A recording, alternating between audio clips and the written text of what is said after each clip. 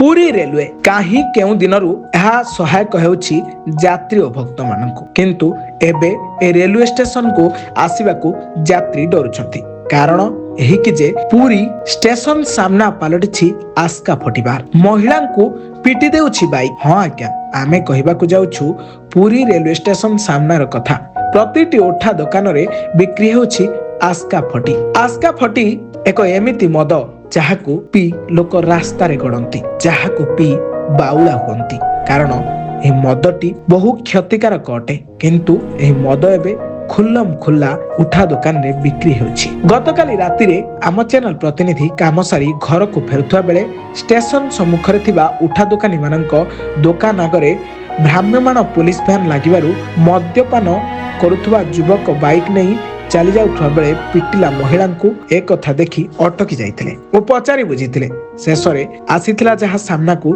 ता हेउछि सत्य जहा आपण देखुछंती अर्थात आस्का फटी बिक्री हेउतिला उठा दुकान में ताको पी बाइक रे पिटी देइथिले युवक महिला गुरुतर अवस्था रे डाक्तरखाना भर्ती युवक गिरफ होई बाइक जब्त करी पुलिस थाना को नै जाइछि। पुरीरू रमेश रिपोर्ट ब्लैकेट न्यूज ओडिया।